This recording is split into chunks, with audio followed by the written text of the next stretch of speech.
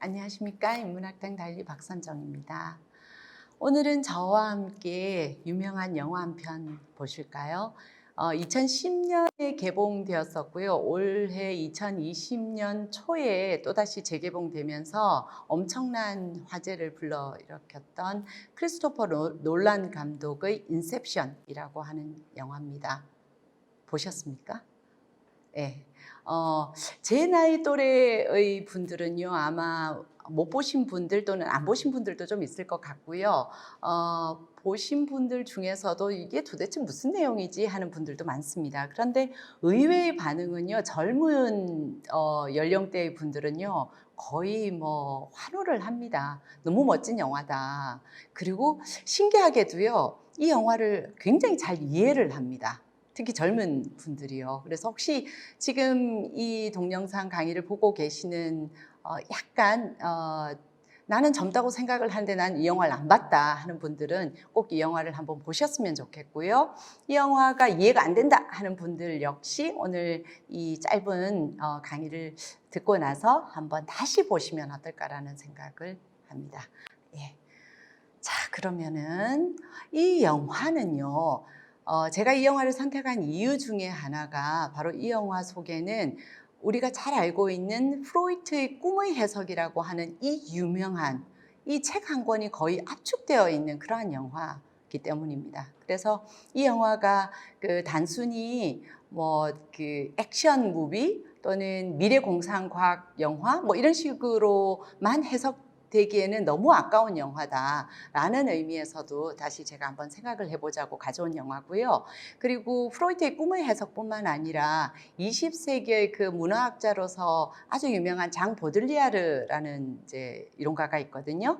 그분의 그 가상현실, 우리가 시뮬라시옹 시뮬라크라라고 하는, 이 사람이 이제 프랑스 사람이다 보니까 이런 아주 좀 발음이 굴러가는 이러한 단어를 썼는데, 그리고 초현실, 하이퍼리얼이라고 하는 이러한 개념이 이 영화 속에 아주 잘 농축되어 있습니다. 그래서 이 영화 한 편을 보고 나면은요, 이러한 정신분석에서의 특히 꿈과 관련된 부분들에 대한 이해도가 굉장히 높아지고요. 그리고 현대 사회에서의 어떤 모습들, 특히 문화와 관련된 부분들을 이해하는 데도 굉장한 도움이 될 것이라고 생각을 합니다. 그런 의미에서 먼저 우리가 살짝 그 프로이트의 꿈의 이론의 약간 그 도입부 정도만을 살짝 언급을 하고 영화를 보면은 훨씬 더 영화에 대한 이해가 높을 수 있어서 이렇게 한번 준비를 해봤는데요. 그 꿈을 꾸십니까? 꿈 꾸십니까? 어떤 분들은 나는 꿈을 잘 안 꿉니다 라고 하는 사람들도 있고요. 나는 꿈을 꾸긴 꾸는데 꿈이 이상해. 이 꿈은 당연히 이상합니다. 그 다음 또 꿈을 꾸는데 기억이 안 나. 깨고 나면 기억이 안 나 라고 얘기를 하기도 합니다. 그래서 꿈의 어떤 원리에 대해서 간단하게 한번, 이거는 프로이트의 이론인데 굉장히 우리가 많이 받아들여지고 있죠. 우리가 요즘도 이제 일상에서 사용하는, 굉장히 많이 사용하는 표현이 뭐냐면 나도 모르게 무의식 중에 라는 표현을 씁니다. 이 용어는요, 바로 프로이트 이론이에요. 용어예요. 프로이트 이전에는요, 프로이트가 꿈의 해석을 출판한 게 1900년이거든요. 그 이전에는 우리의 인간 속에 무의식이라고 하는 것이 있다? 이런 생각 자체를 못 했었습니다. 어떻게 그런 생각을 못해 싶죠. 근데 못했었습니다. 예. 그러다가 아니 내가 왜 이러지? 내 속에 뭔가가 있는 것 같아. 예. 나도 모르게 내가 뭔가 약간 느슨해지면 나오는 행동들이나 뭔가가 있습니다. 요것을 프로이트가 무의식이라는 것과 더불어서 해석을 했었고요. 그리고 이러한 무의식이라고 하는 것이 그러면 언제 나타나느냐는 거죠. 이게 가장 잘 나타나는 게 바로 꿈이라고 하는 것이다. 즉 우리가 잠들고 있을 때 우리도 모르는, 즉 우리의 뇌가 검열 과정이나 억압이라고 하는 것을 하고 있지 않을 때 가장 잘 드러난다 라고 하면서 이제 이론을 펴낸 게 바로 꿈을 분석을 해내기 시작을 합니다. 그래서 우리가 일반적으로 얘기를 하는 뭐 돼지 꿈을 꾸었는데 그러면 로또 사야 되고, 이러한 꿈 해몽과는 분명히 다른 거죠. 그래서 꿈을 뭘로 본다? 우리의 무의식을 표현한 것으로 본다라는 거죠. 그럼 우리는 무의식은 뭐냐는 거예요. 예. 이제 우리 스님들께서 보면 내 속에 뭔가가 있는데 내가 이거를 지금 드러내면 드러내기에는 나의 사회적 체면도 있고 또는 나를 뭘로 볼까라는 것 때문에 내가 꾹꾹 누르고 있는 것들이 있습니다. 그리고 프로이트는 그렇게 얘기를 하죠. 우리가 이제 그걸 빙산에다 비유를 하는데요. 위에 있는 아주 조그만한 것, 이것만이 우리가 일상에서 보여지는 의식의 세계고 나머지는 전부 무의식의 세계다. 그 무의식의 세계가 건강하냐 안 하냐, 그리고 그 무의식이 제대로 표현되느냐 아니냐에 따라서 우리의 정신이 건강하다 안 하다라고 얘기를 한다라고 합니다. 자, 그러면 이 꿈은 도대체 어떻게 밖으로 나오느냐, 우리의 무의식은 어떤 식으로 나올 수 있느냐, 꿈을 통해서 나온다라고 했는데, 그러면 꿈을 꾸어보신 분들은 어떻느냐면요, 꿈속의 세상은 이상합니다. 내가 분명히 여자였는데 남자가 되어 있기도 하고요, 느닷없이 옛날에 만났던 누군가가 나타나기도 하고 여러 가지 상황으로 나타납니다. 그 이유는요, 꿈조차도 우리는 우리의 무의식이 밖으로 드러나는 것을 원하지 않습니다. 우리의 의식은 끊임없이 우리 속에 있는 어떤 내용물들을 억압하고 있죠. 그래서 그 무의식이 드러나는 걸 원하지 않기 때문에 우리가 꿈을 꾸는 순간, 깨어나는 순간 망각이라고 하는 것을 해버립니다. 잊어버리도록 만듭니다. 드러나면 안 되기 때문이죠. 또다시 또 다른 형태가 뭐냐면 그 압축과 전치라는 단어를 쓰는데요. 꿈을 그냥 드러내지 않습니다. 상징적인 다른 내용물로 바꿔서 드러내죠. 자, 여기까지가 간단하게 꿈에 대한 이론을 얘기를 했다면은요. 그러면은 프로이트는요, 우리의 무의식을 드러내는 것이 꿈이다 라고 얘기를 했는데, 이 영화는요, 이것을 거꾸로 적용을 합니다. 접근을 합니다. 즉 무슨 얘기냐면, 그렇다면은 우리의 무의식이 꿈을 통해서 드러난다면 이 꿈을 작업을 들어가면 우리의 무의식을 바꿀 수 있겠다. 즉 우리의 생각을 바꿀 수 있겠다라고 하는 그러한 이제 생각에서 만들어지는 그러한 과정들이죠. 그래서 영화는요, 끊임없이 꿈의 세상으로 들어가고 나오고, 그래서 영화를 제대로 안 보면 정신을 안 차리면 이게 꿈인지 현실인지가 상당히 헷갈립니다.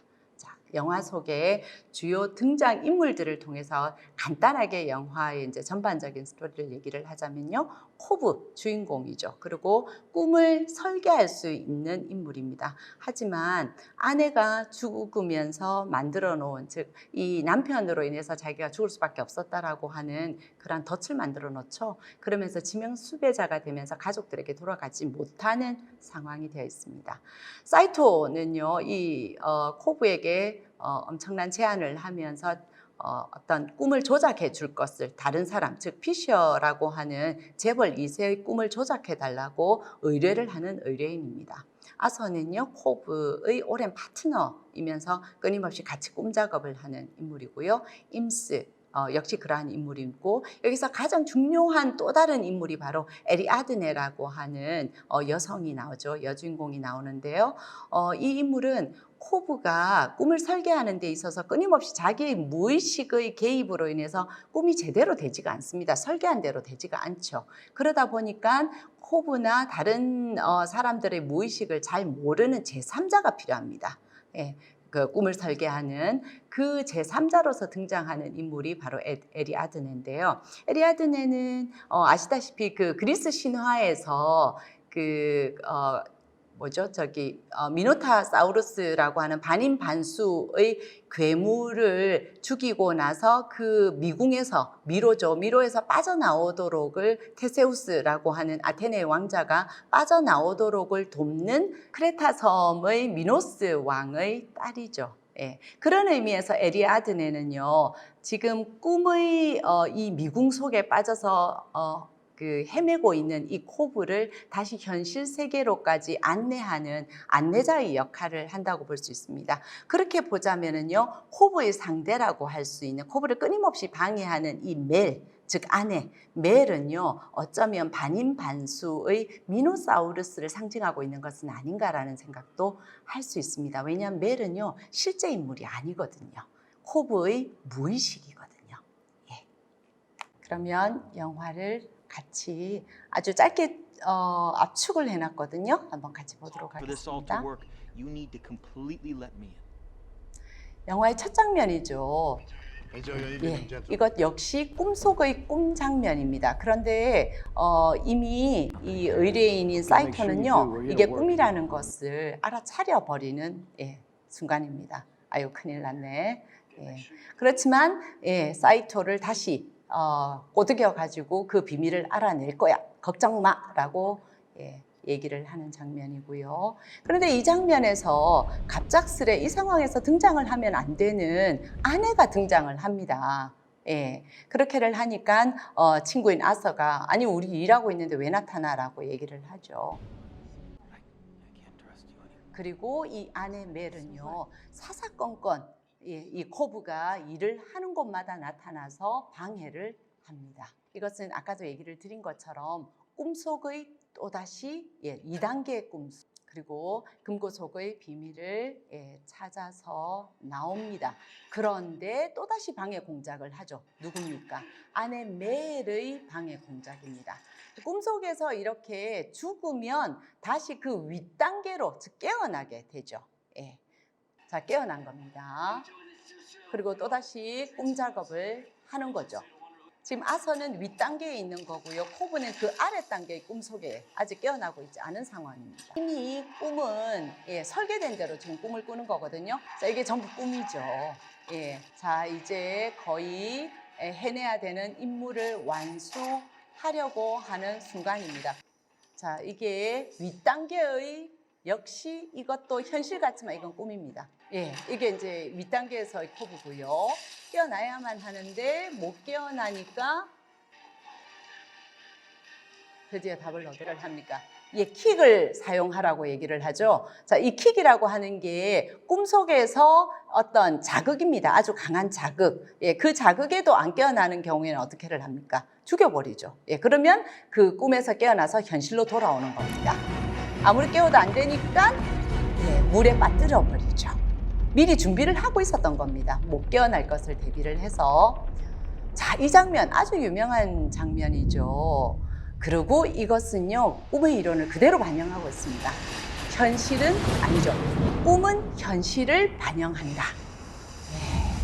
꿈속에서 현실에서 저렇게 비가 오거나 물을 맞으니까요. 물속에 빠졌지 않습니까? 그러니까 꿈속에서 그대로 마구 물이 이렇게 새어 들어오는 장면이 있죠. 이런 게 바로 우리가 꿈속에서 화장실에서 소변을 보던 아이가 침대에서 그대로 쉬를 하는 그런 게 바로 꿈과 현실의 어떤 모호함, 연결되어 있음 이런 거를 보여주는 거죠. 아까 그 단계 역시 꿈이었습니다. 그렇죠? 자, 그래서 깨어났습니다. 코브가 깨어났고 역시 우리 사이토도 윗단계로 올라왔습니다. 깨어났습니다. 그런데 우리는 관객들은요 이거는 이제 현실로 돌아온 줄 알죠. 꿈에서 깨어난 걸로 생각을 합니다. 그런데 사이토가 다른 얘기를 하죠. 뭐라고 얘기를 합니까? 그러면서 지금 코브가 거의 너 진실을 얘기하지 않으면 비밀을 얘기하지 않으면 널 죽여버릴 거야 라고 위협을 하고 있는 상황입니다. 그런데 사이토는요 정말 자기가 죽을 거라고 생각을 하면 비밀을 얘기를 할 텐데 그 순간 이 카페트는 현실 세계 속의 그 카페트가 아니군. 원래 양모여야 되는데 이거 폴리에스테르군. 그 얘기는 결국 나는 지금 여전히 꿈을 꾸고 있다는 증거지. 즉 또다시 이것도 꿈이라는 것을 알아차려 버립니다. 이 상황에서 꿈을 꾸고 있었던 거죠. 그래서 아까 두 번의 어떤 꿈 작업에 의해서 꿈속의 또다시 꿈에 있었던 겁니다. 정신을 바짝 차리지 않으면 이 영화는요 어디까지가 꿈이고 어디까지가 현실인지가 굉장히 이게 꿈인 거죠. 그리고 코브가 꿈에서 깨어났고요. 이 사람은 아직까지도 꿈에 있는 거예요. 자, 저 역시 마찬가지입니다. 현실 세계에서 음악을 딱 들려주죠. 이거는 꿈속에서 그 음악이 들립니다. 스피커도 없는데 음악이 들리죠. 이거 우리 많이 경험하셨죠? 밖에서 엄마가 불러요. 꿈속에서 엄마가 나를 불러요. 현실과 꿈은 어쩔 수 없이 연계되어 있음을 우리가 보여주는 겁니다. 자, 꿈은요, 여기서를 보면은 이 사람들은 꿈을 설계를 하는 거죠. 설계를 하고 그 꿈대로 우리가 들어가서 움직이는 겁니다. 그러면서 뭐를 하는 거예요? 여기서 같은 경우는 이 사이토의 꿈속 세상, 즉 무의식을 지배하려고 하는 거죠.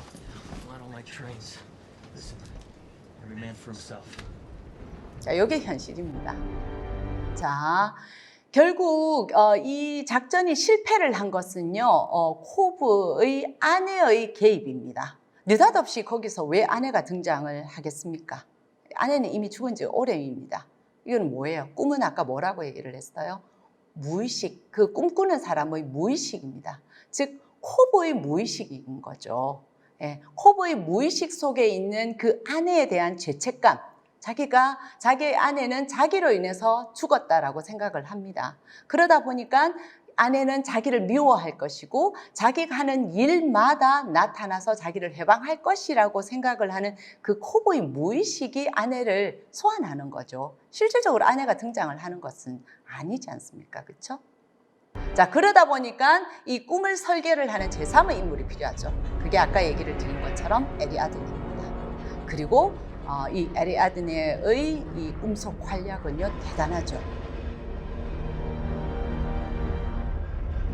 모든 것을 가능하게 만듭니다. 상상이, 그죠? 꿈을 꾸면 꿈이 현실이 된다, 뭐 그런 걸 얘기를 하고 있는 건지 잘 모르겠습니다만, 어쨌든 이 영화, 요 장면은요, 굉장히 이 영화에서 그 손꼽는 명장면 중에 하나라고를 합니다.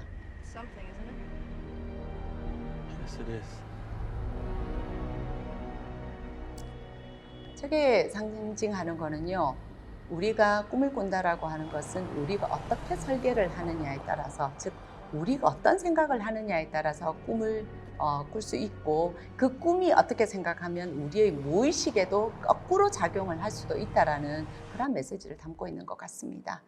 자, 아까 얘기를 드린 것처럼요, 이 코브가 끊임없이 코브의 꿈 설계가 방해를 받는 이유는 바로 아내 때문입니다. 그런데 아까 얘기를 드린 것처럼 이 아내는 실존 인물이 아닙니다.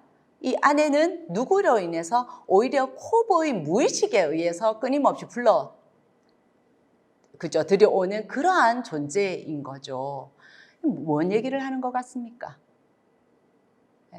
우리가 왜 그렇게 되었는가, 그 부분을 살짝 볼까요? 자, 여기에는 이제 많은 이야기가 있죠. 영화를 보신 분들은 아십니다. 이 아내는 대표적인 꿈과 현실을 나중에 돼서 혼동하기를 시작을 하죠. 자기들이 만들어 놓은 꿈의 세상에서 더 이상 벗어나기를 싫어합니다. 현실로 돌아오기를 싫어하죠. 그리고 그 꿈속에서 다시 그 꿈속으로 돌아가서 거기서 살자라고 얘기를 하는 겁니다. 근데 그게 꿈이 아니고 그게 현실이고, 지금 우리가 살고 있는 이 세상이 꿈이라고 생각을 하죠. 근데 그 생각을 누가 심어 놓은 거예요? 그걸 코브가 심어 놓은 거죠. 그러니까 코브는 당연히 자기 아내가 자살을 한 것은 자기 때문이라고 생각을 해요. 아내가 뛰어내린 거는요, 지금의 세상은 현실이 아니라고 생각을 한 거예요. 지금 죽으면, 아까 꿈속에서 죽으면 어디로 간다고요? 현실로 간다라고 얘기를 하지 않았습니까? 지금 살고 있는 세상이 꿈이기 때문에 내가 여기서 뛰어내려서 죽으면 나는 그제서야 현실로 돌아간다라고 생각을 한 거죠. 그리고 그러한 생각은 코브가 심어 놓은 거예요. 그러니 죄책감을 느낄 수밖에 없고, 그 죄책감이 무의식으로 작용을 함으로써 꿈속에서 끊임없이 코브를 방해한 거죠.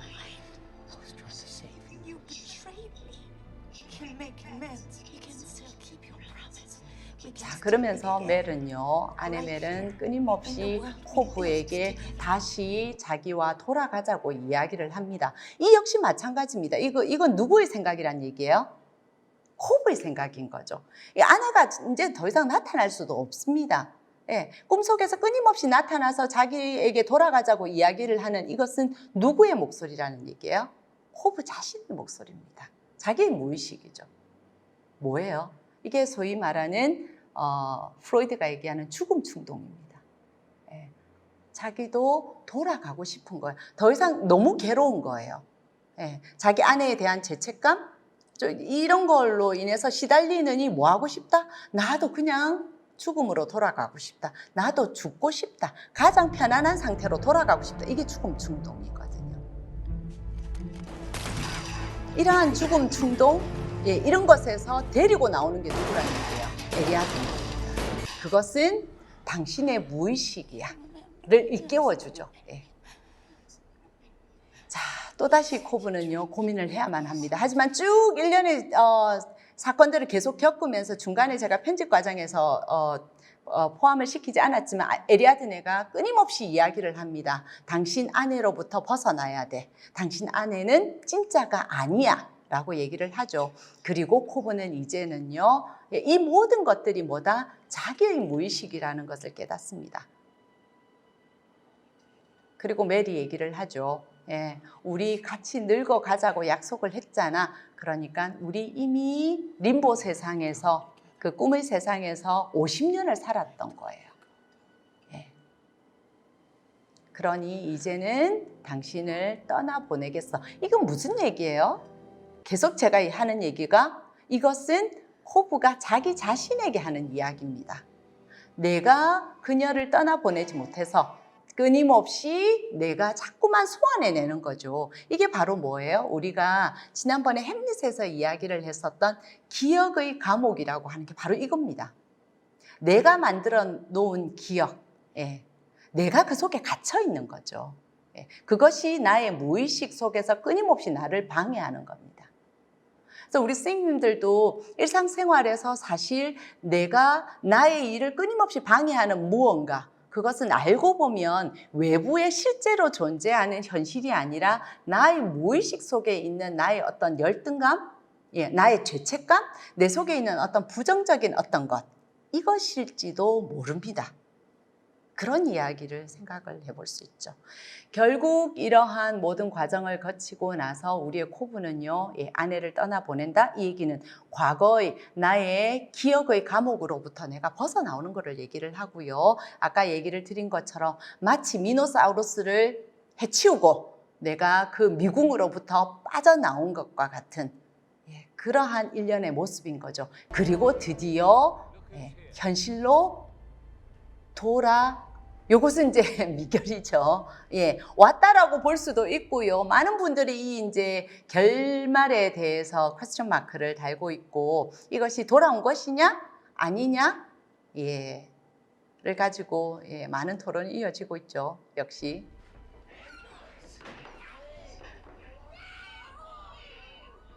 자, 꿈작업은 이제 성공적으로 임무를 마쳤습니다. 그렇지만 영화에서 보면은 코브가 과연 꿈속에서 림보의 세계에서 빠져나왔을까?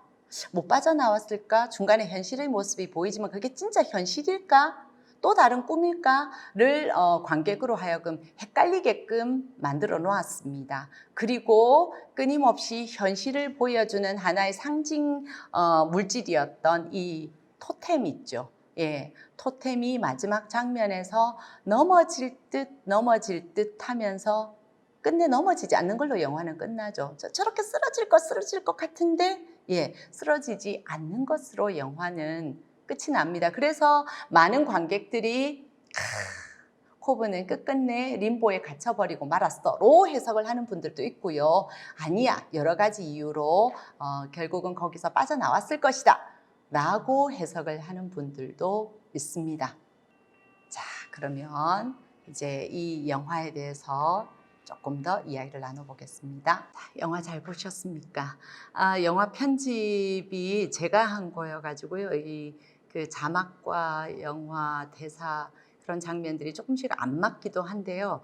그게 제가 실력이 없어서가 아니고 실제로 제가 AI가 아니라는 것을 보여드리고 저는 실제 현실에 속한 인물이라는 걸 보여주기 위한 작업이었음을 제가 얘기를 드리겠습니다. 이처럼 영화 속에서 보신 것처럼요, 어디까지가 꿈이고 어디까지가 현실인지 모르겠는 저 영화 속의 장면. 근데 이게 이제는 현실이 되고 있죠. 우리가 지금 살고 있는 현대 사회의 어떤 모습이라고도 볼 수가 있는데요. 이때까지는 우리가 꿈이라고 하는 거를 가지고 프로이트의 어떤 꿈의 이론과 더불어서 조금 생각을 해봤다라고 한다면, 아까 얘기를 드린 것처럼 과연 우리의 무의식조차도 이제는 조작될 수 있다. 또는 거꾸로 얘기를 하면은요, 우리가 어떻게 우리의 무의식 속에서 생각을 하고 있느냐에 따라서, 또는 우리가 어떤 우리의 뇌를 속이느냐에 따라서, 예를 들면 거기서 피셔 같은 경우는 꿈을 조작을 함으로써 자기는 사랑받고 있는 아들이었다라고 생각을 하면서 영화가 끝나죠. 그건 사실은 조작된 것이었잖아요. 무의식까지 내려가서. 그런 것처럼 우리의 어떤 사고도 끊임없이 우리가 스스로가 바꿀 수 있다라고 하는 그런 메시지도 담고 있습니다. 그러면서 우리가 갖고 있는 어떤 기억의 감옥, 특히 우리의 부정적인 어떤 기억의 감옥 속에 끊임없이 우리가 허덕이고 살 것인가, 우리의 발목을 끊임없이 잡는 이 코브가 갖고 있는 그 기억의 감옥 있지 않습니까? 우리가 그 속에서 계속 허덕이고 있을 것인가, 아니면 앞으로 나갈 것인가, 이러한 많은 메시지를 그 속에서 담고 있는 거죠. 우리의 무의식, 어느 쪽으로 가볼 것인가. 이와 더불어서 우리가 이 영화에서 볼 수 있는 게 바로 이거죠. 너무나도 현실 같은 꿈. 근데 이 꿈이라고 하는 거를요, 조금 다르게를 보면은 이게 우리가 지금 살고 있는 가상현실이라고 하는 것 있지 않습니까? 이거를 생각하게를 만듭니다. 그래서 인셉션 속에서의 세상은요, 단순히 꿈의 세상 또는 영화 속의 세상이 더 이상 아니죠. 예를 들면은요, 요즘 아이들 사이에서 굉장히 핫한 게임 중에 하나가 배틀그라운드죠. 하십니까, 스님? 안 하십니까? 이걸 해보셔야지 이걸 아는데, 저희도 아이들 하는 거를 보면은요, 어떻느냐면, 이 말 그대로 전쟁터 아닙니까, 배틀그라운드는요? 이 전쟁터를 내가 다 설계합니다. 그 속에 병력, 그렇죠. 그 다음에 성벽 쌓고 무기를 만들고 모든 것을 내가 그 안에서 설계를 하죠. 그리고 그 속에서 같이 활약을 하는, 같이 싸움을 하는 병사들을요, 내가 우연히 만날 수도 있고요. 또는요, 내가 초대를 하기도 합니다. 그래서 그 속에서 나는 우리 집에 있고 저 친구는 자기 집에를 있지만 그 배틀그라운드 속에서 다 만나고 있습니다. 서로 이야기를 나누고, 이게 바로 이제는 더 이상 이 가상현실이 과연 가짜라고 이야기를 하기에는요, 너무나 현실이 되어버렸습니다. 10년 전만 해도 저 역시 저희 아이들에게 뭐라고 얘기를 했느냐면요, 너희들이 지금 게임을 하고 있는 그 세계는 가짜 세계라고 얘기를 했었습니다. 가상현실도 아닙니다. 가짜 현실이라고 이야기를 했었습니다. 근데 지금의 세계에서는요, 10년이 지나고 나서 지금 저의 생각 역시 바뀌었습니다. 왜냐하면은 그 세계는 분명히 지금의 젊은 세대들에게는 있는 세계입니다. 없는 세계라고 할 수가 없죠. 그 속에서 더 흥미진진하기도 하고요. 이런 것은요, 게임을 하고 있지 않은 분들을 위해서는 이런 걸 보면 알 수 있습니다. 제가 제 사진을 확 놨는데요. 이게 저의 화장을 하지 않은, 또는 예쁜 옷을 입지 않은, 머리도 그냥 자고 일어나서의 바로 모습입니다. 이것은요, 소위 말하는 조작된 모습입니다. 엄청난 메이크업과 옷과 기타 등등. 저희 아이들에게 물어보면은요, 엄마는 지금 이렇게 강의를 하고 있는 이것은 아이들에게는 현실의 엄마가 아닙니다. 이것은 가상세계의 엄마입니다. 우리 아이들이 보고 있는 엄마는요, 고함 지르고, 그리고 화장도 안 하고 한 모습이 진짜입니다. 또 다른, 또 쉬운 예를 들면은요, 우리 뽀샵 있죠. 요즘의 우리 젊은 세대들은요, 세상의 모든 거울을 다 부셔버려야 됩니다. 보기가 싫습니다. 왜요? 뽀샵돼 있는 내 모습이 나에게는 리얼입니다. 우리가 레알이야라고 얘기를 하는 그 리얼입니다. 리얼로 믿고 싶습니다. 그것을 깨어 부수는 나의 진짜 모습을 보여주는 것을 더 이상 외면하고 있죠. 이러한 모습들은요, 곳곳에서 드러납니다. 커피숍에서 책을 읽고 있는 나, 정말 책을 읽고 있는 것인지 아니면 나는 또 하나의 가상세계 속에서 또 하나의 가상의 나를 만들고 있는 것인지 모르죠. 예. 즉, 나는 내 삶 자체도요, 영화처럼 설계하고 있습니다. 현실 세계 속에서도. 그쵸? 즉, 더 이상 우리가 살고 있는 세상은요, 진짜냐 가짜냐의 경계를 허물어뜨려 버렸습니다. 그 유명한 그림 아시죠? 파이프 그림 하나 딱 있는 그림 아십니까? 제목이 이것은 파이프가 아니다예요. 예. 그 그림을 보면서 이 뭐지? 이렇게가 돼요. 이 파이프 맞잖아. 그런데 그것은 파이프가 아니죠. 왜요? 담배에 불 붙여서 담배를 필 수가 없습니다. 그런데 또 아니라고 할 수도 없습니다. 너무나 진짜입니다. 지금 우리가 살고 있는 세상은 이런 세상이라는 거죠. 자, 그럼 어떻게 해야 되느냐는 거예요. 자, 우리가 영화 끝장면에서 그 코브의 그 토템인 팽이가 돌다가 멈출 것인가 말 것인가. 이것이 우리의 일반화되어 있는 사고고 추리입니다. 그게 중요합니다. 이게 현실이었어?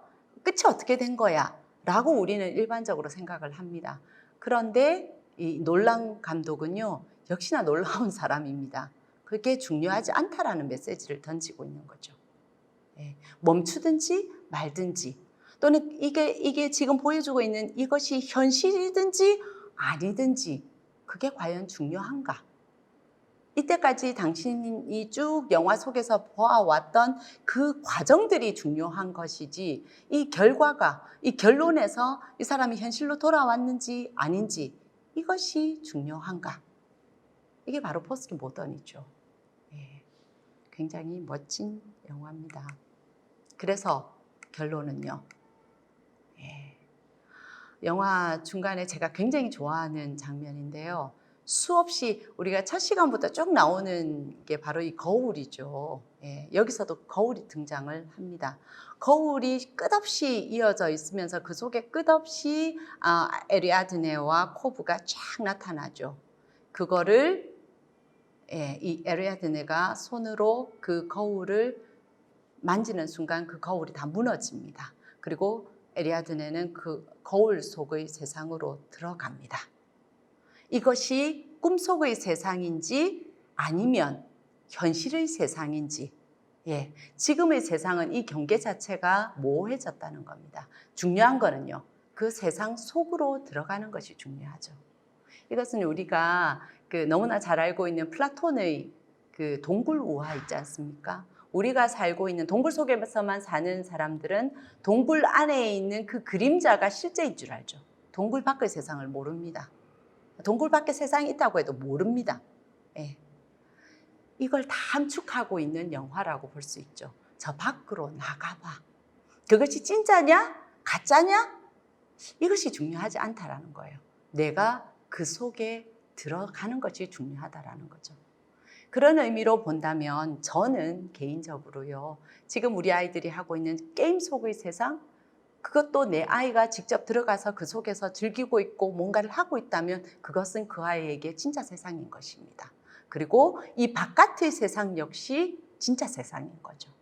경계가 불분명해진 이 자체가 우리가 살고 있는 세상이 아닌가라는 생각을 하면서, 그래서 어떻게 살아야 된다? 예, 정신 똑바로 차리고 살아야 된다. 또는 이렇게 극변하는, 무엇이 진짜고 무엇이 가짜인지도 모르겠는 이 꿈 같은 세상, 예, 이 세상에서 우리는 늘 어떻게 살 것인가에 초점을 맞춰야 되는 것은 아닌가라는 생각을 하면서 영화 한 편, 잘 봤습니다. 이상입니다. 감사합니다.